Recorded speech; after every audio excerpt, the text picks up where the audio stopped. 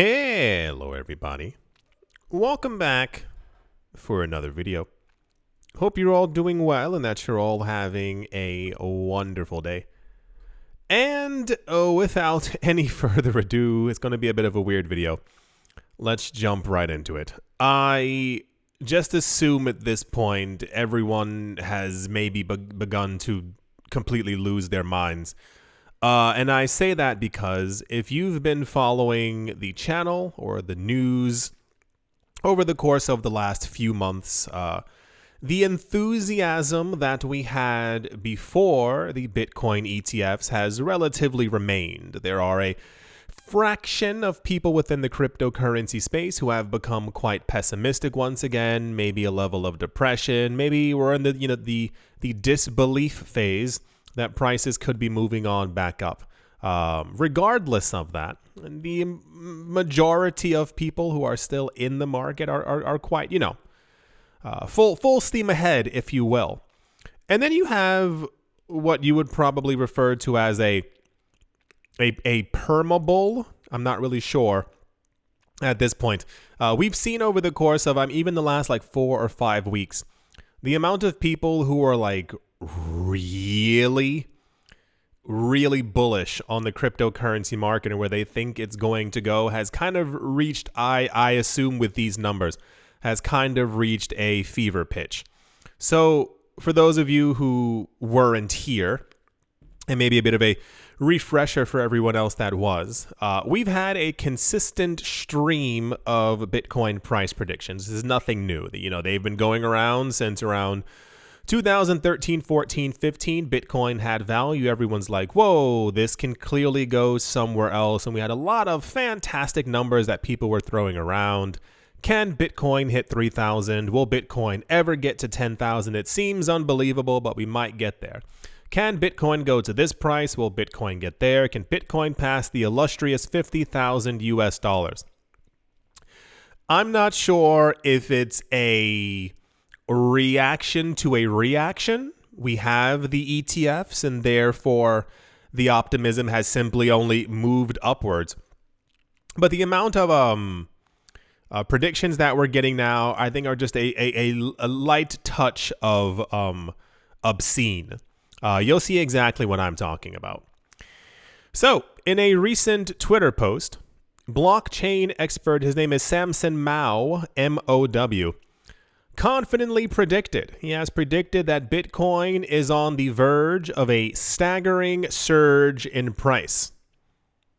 We hear and have heard a lot recently that as we move closer to the halving, that prices are going to completely lose their minds. Samson Mow, however, is on the really extreme end. He believes that Bitcoin is about to surge, reaching $1 million in just a matter of days to weeks. Now, I can hear your reactions already because I was thinking the exact same thing when I read it. I wonder if people who have an egregious amount of money or maybe even a lot of Bitcoin, if they exist in a different plane, maybe universe or time than all of us actually do. Because we have recently been receiving a vastly large number of not only price predictions, but also out of this world predictions. Think of the $200,000 this year, the $600,000 in 2025. We've had more than a few $1 million in the next 4 to 5 years. Don't forget about those as well. But I think this one takes the cake when you say a surge to $1 million in just a matter of days to weeks. I'm not sure what chart he's looking at, if he's looking at anything at all. Mow, known for his bold statements, has emphasized the impending perfect storm that will propel the cryptocurrency to this unprecedented level. But Mow has made an important clarification, I think because reality got the best of him. The date has yet to be determined, according to him.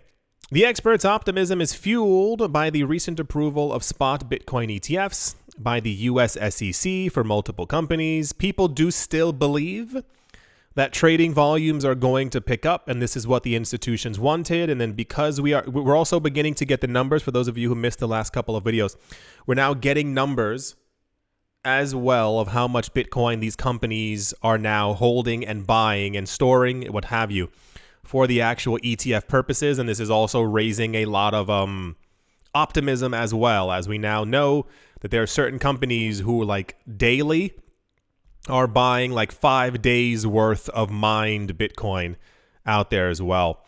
Here's the actual tweet for it right here. It was very, you want to talk about popular news. If someone says that Bitcoin is going to run to $1 million in days to weeks, is going to catch a lot of attention from the cryptocurrency space. Like I always say, but I think it's gotten to like a really ridiculous, weird point right now where these people are kind of just throwing out numbers. I'm not sure if it's for a spot of popularity. Maybe they really believe that these things are going to take place, but like I'm always of the mindset I would love nothing more than for us to just pass by $70,000. That one doesn't seem to be too difficult, at least in my mind. Get past 100K, and then I'll begin to hear discussions of a $200,000 Bitcoin over the course of this year. But as you've noticed, the market is completely all over the place. I think everyone is, I don't know what it is. It's some type of weird energy that's flowing through the market.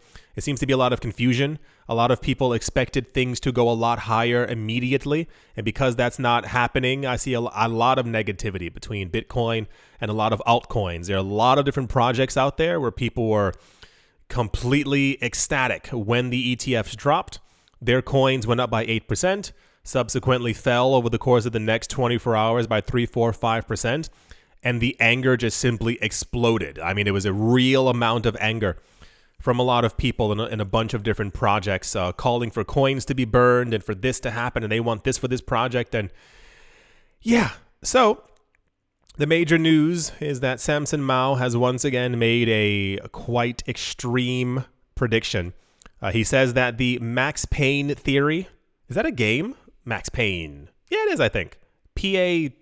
Why does that sound so familiar? Max Payne. Anyway, Max Payne theory is still in play for Bitcoin. According to a definition of the concept, the Max Payne theory states that on expiry day, the price of the underlying index and stock moves towards a point that results in maximum loss or pain to the highest number of option buyers. Alternatively, it also means a minimum loss to option sellers. The only person who I think has kind of been remotely on the nose at this point is Michael van der Poppe. He said, I think it was right before we got the ETFs, he said he was expecting a drop to around, I think, $40,000 or $41,000, which seemed unplausible at the time. And he said once we get to have fallen to around 41,000, I think 43 is the next level, then it's 45 or 46. And he says at that point, we should have clear sailing to move back on up again to reach brand new all-time highs. But he's the first one who really kind of called it. And I don't remember if Michael actually gave us any really weird price predictions. I'm sure there's one out there, though. Anyway, that's the $1 million in a matter of days to weeks. I mean, you got to give the guy credit. It's very original. And yeah, let's move on.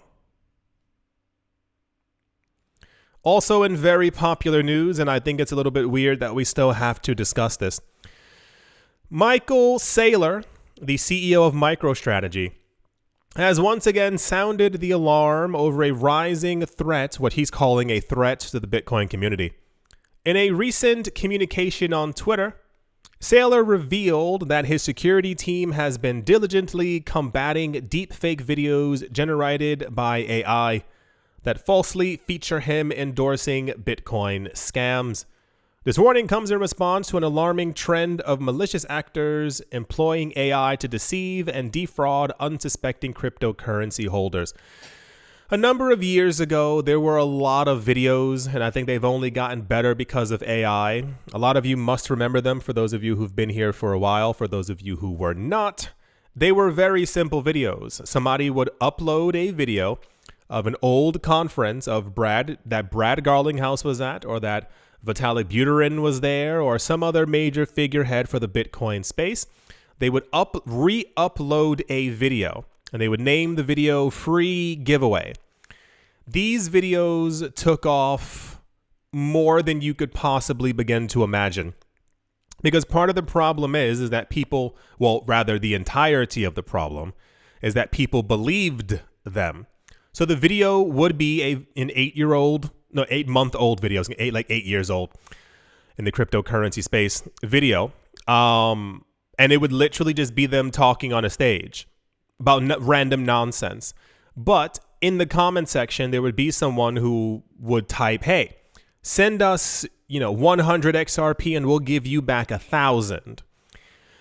And the problem is that every single time this worked. Of course, as time went on, they weren't as popular anymore because people were like, hey, maybe something's wrong here. But in the very beginning, these people made an egregious amount of money. They would literally tell people, send me $100 worth of Bitcoin and I'll send you 1,000 back. There were a lot that said, send me 5 Ether and I'll send you 50 back.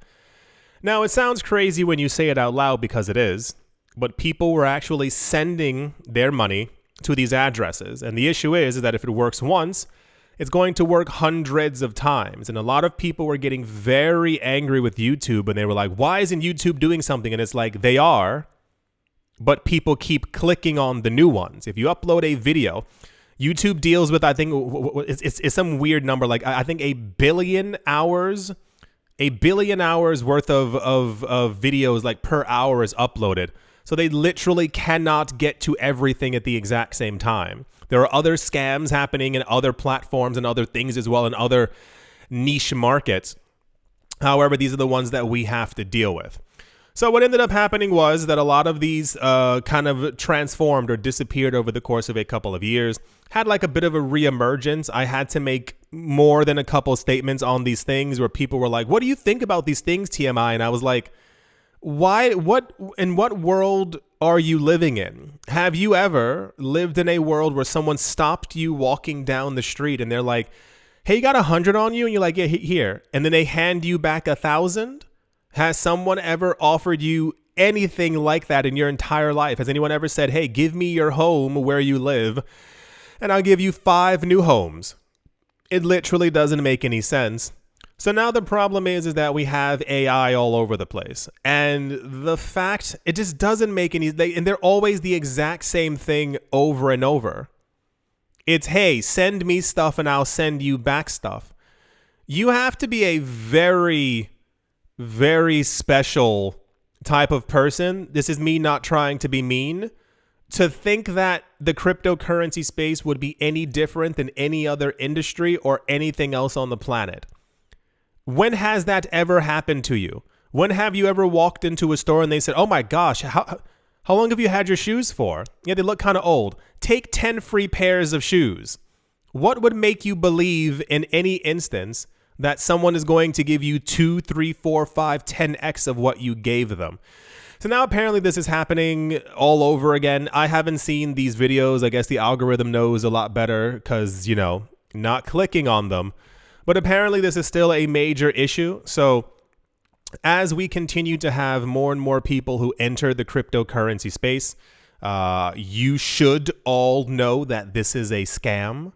However, your friends and family members who are getting into the space may not know, may not understand, or may simply think, and I also found out as well, one of the really weird parts is that a lot of people tend to think that rich people are more generous or can be more generous than other people. So if you perceive that someone is a billionaire and they say, hey, I'm going to give away some stuff, for some reason, people believe it a lot more. It just doesn't make any sense.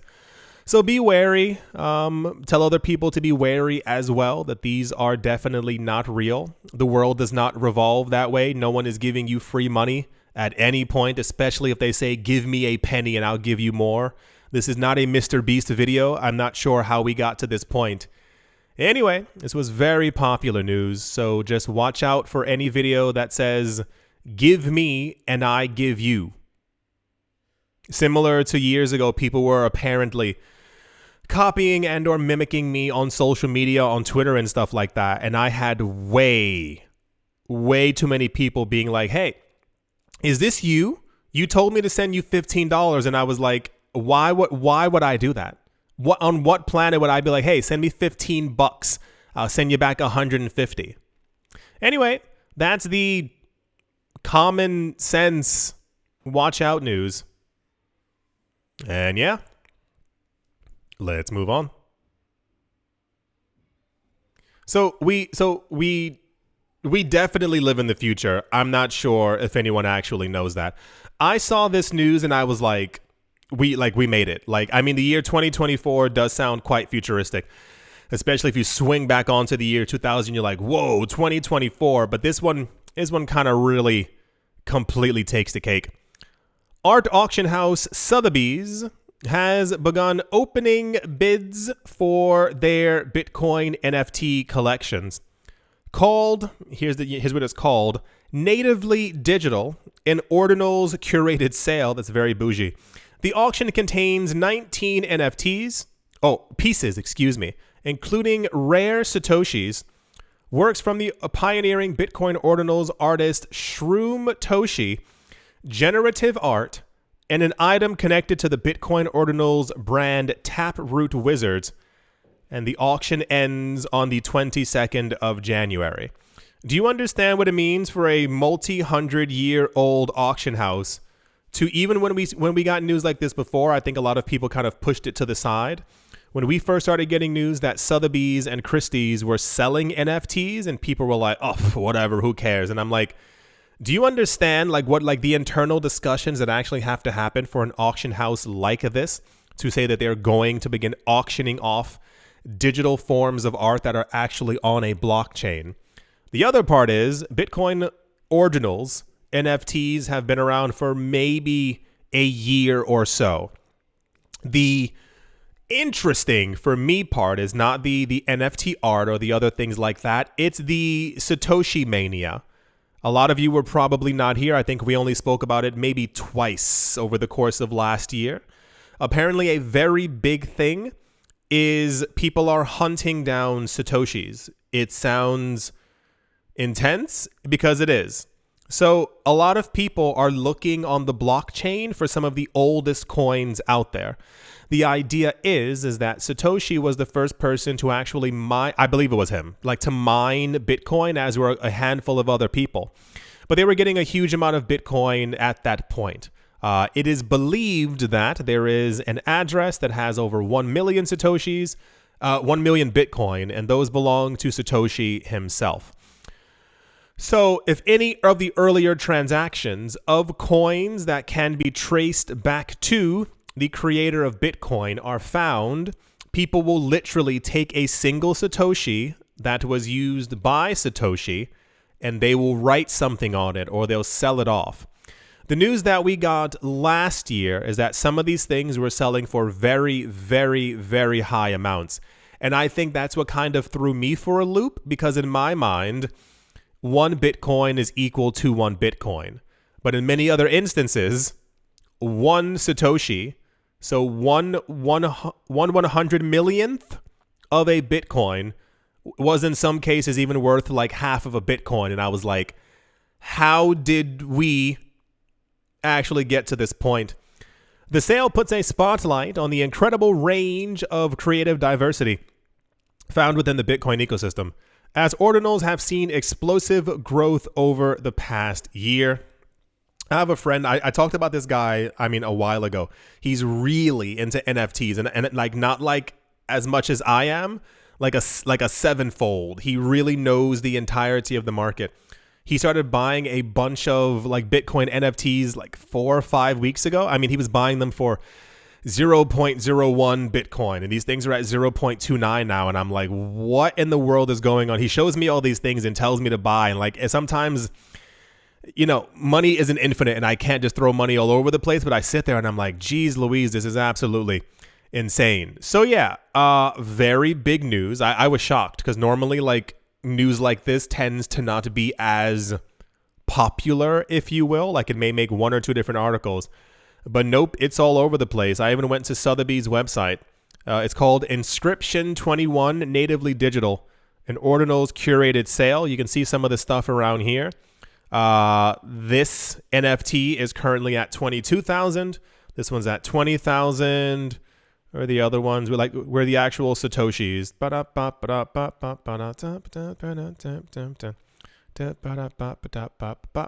This one rare satoshi has a price estimate of $30,000 to $50,000 US. It is currently at $3,500. This one's at $2,400 and this one is at $1,900 as well. 18 bids, 20 bids, and 18 bids on top of it. So when this sale is over, we will most certainly be getting news about it, especially if any of them go anywhere near the actual estimates that they have. But what a time to be alive. What a literal time to be alive on this planet, to see fragments of a Bitcoin being sold at Sotheby's. Very popular news. Was not expecting it to be that popular. Holy guacamole. This one has an estimate between 10 to 15,000. The current bid is 60,000 US. Well, yeah. That's the Bitcoin NFT ordinals being sold by Sotheby's news. And yeah, let's move on. Also in extremely popular news, everyone for some reason thought this was the greatest thing that could have ever happened to the cryptocurrency space.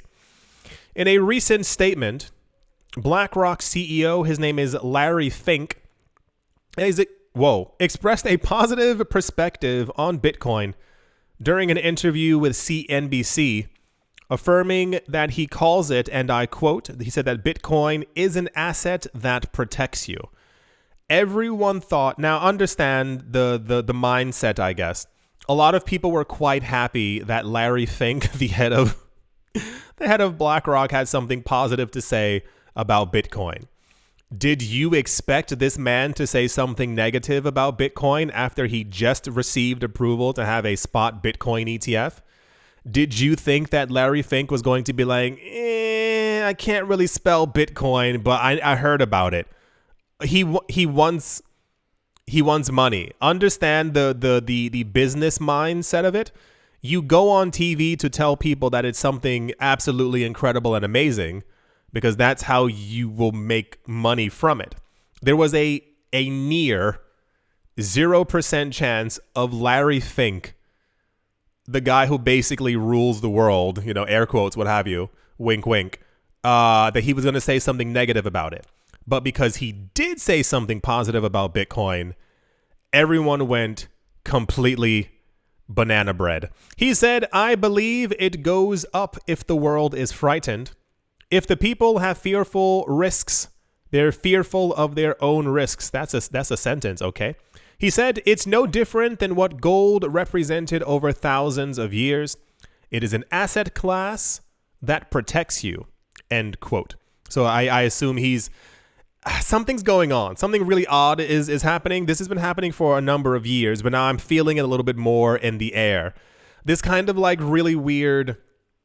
Bitcoin has basically been solidified as like an asset class. So not crypto in general, but Bitcoin as we have seen it is basically, in a league of its own when it comes to institutional adoption and usage and all these other kinds of things.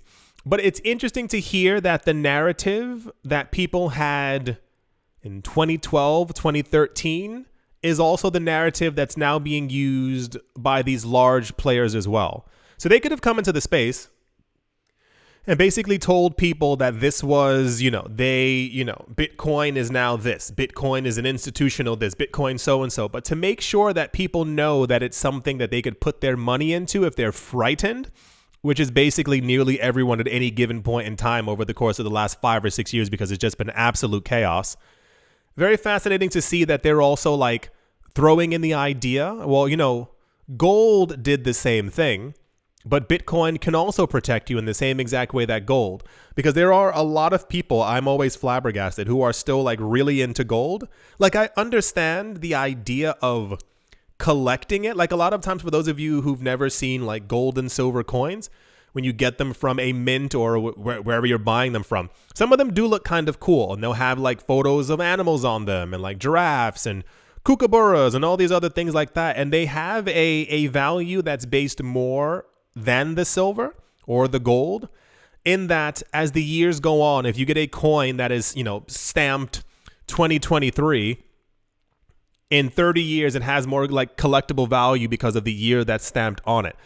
Same exact way if you get an old coin from like 1917, it's kind of that same exact factor. So there, I kind of understand the collecting of gold and silver in this like, oh cool, that could be something fun to have on the side. But to see it comparatively to Bitcoin and seeing that gold has not kept up, and people still refuse to even acknowledge Bitcoin, is always very, very I mean, I know that they will eventually. They will have no choice but to acknowledge Bitcoin and start selling off their gold, but that's going to be a very interesting day for them. Fink's recognition of Bitcoin as a protective asset helps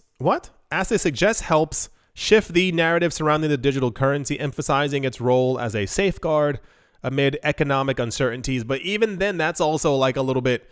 We've seen Bitcoin and the wider world completely collapse at the beginning of 2020. So you sit there with like question marks over your head and you're like, okay, sure. This endorsement from the head of the world's largest asset management firm is a significant milestone, so saith the article. For Bitcoin's acceptance within mainstream financial circles, you can't expect him to have said anything else. He would not at any point have ever given any negative feedback on anything about the thing that he just got. There's literally no way for him to actually do so. It does psychologically does a lot for people who are looking to get into the market, or who maybe have been on the fence, or who have like a large company or something like that, because, you kind of make sure that you follow the leader in many of these aspects. Well, if Larry Fink did it, and if he said it, but I mean, just to be completely realistic, these people are literally talking about Bitcoin going to $1 million per coin. You, besides the Samson Mow thing, we've seen these discussions. We've seen these leaked conversations. We've gone over them before years and years ago, where these people were talking in conferences and someone like recorded, or whatever the actual case might be. And we heard that these people believe that Bitcoin is going to $1 million plus. We've seen the news like constantly all over the place. So it goes without saying that they would have said something positive about it, and also just being like, it's not that it's not significant, but these people are trying to gather all of it for themselves and not really caring about it. He said, unlike gold, where we manufacture new gold, we're almost at the ceiling of the amount of Bitcoin that can be created. Keep that sentence in your heart for the next 140 years. If you look at the chart, I posted it before. I don't have it here. If you look at the chart that I posted maybe about a week ago on Twitter, there's a chart that shows Bitcoin's issuance rate. By the time we get to 2032, the issuance rate it's not even it's a fragment of a fragment of a fragment of an entire Bitcoin. By the time we get to 2032 to 2036, the amount of Bitcoin that is created per block per day will be like dust. All the Bitcoin that already exists at that point will be basically all that we have to trade with, to accumulate, to have for ourselves. And then we have another 100 years, still every 4 years after that, of the halving continuing to happen to cut the issuance rate in half. We are going to literally, at some point within the next decade, the amount of Bitcoin created will literally equate to, I think, like 250,000 satoshis or something like that. Like it's going to, like, think about that. An entire Bitcoin is 100 million satoshis. Now smash that down to $250,000 that ends up being created per block. That's what I keep saying, and I've been saying it before. That's when Bitcoin becomes so ridiculously valuable, because what's being created is a fragment of a fragment of a fragment of a fragment. That goes out to that person as well, who was telling me on Twitter, he's like, you're pretending like people can't buy Satoshis. And I'm like, there will be a point where Satoshis are, a Satoshi is so freaking valuable, you're going to sit there and go, why did I not spend $400 on a million Satoshis? That's the issue. These people know that, and the halving will continue to happen. Unlike gold, where we manufacture new gold, we also went over that before, we find more gold, literally more and more gold every single year. We create new technology. We find ways to dig deeper into the earth. And where 100 years ago, people thought that there was like not as much gold, it is quite abundant. It is not as rare as people once believed. And we haven't even dug that deep into the earth or in many places around the earth. And we also know that it exists on meteorites and on other planets. It's just a matter of figuring out how to mine it from there as well. We are actually almost at the ceiling of the amount of Bitcoin that can be created. What we're trying to do, he said, is offer an instrument that can store wealth. A lot is going to be happening over the course of the next, I give it, decade. I don't think a lot of these $1 million Bitcoin price predictions are that far off. Samson Mow, forgive me. I don't think days or weeks. But I do believe by the end of this decade, we're going to see some crazy, crazy numbers. Because a lot of people, we still haven't gotten to the halving yet. And I think a lot of people, their faith in crypto or the multiplicity of prices and stuff like that tends to fade away if things don't happen instantaneously. It's been happening across the board. It's been happening for as long as I've been in crypto. It happens every single time that there's an update, an upgrade for something, and prices don't move instantaneously. It's happened for XRP. It's happened for Cardano. It's happened for Ethereum. Remember when we finally moved over to proof of stake and everyone was like, the price is only up by 2%. And it's like, everyone wants everything at that exact moment, not realizing exactly what's going to happen over the course of the next couple of years. Prepare yourself, everyone. And I mean that in complete honesty. A lot of people have no idea what's coming. And if all the news that we've been getting is correct, at least we're early in the market. I do sincerely hope that you have all enjoyed. I do hope that you all are having a great day. Morning, afternoon, evening, wherever you are, wherever the heck you might be, I do hope it is absolutely fantastic. Thank you all once again for watching, listening, liking, commenting, and or supporting.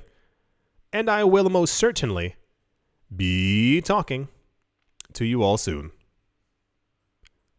See you.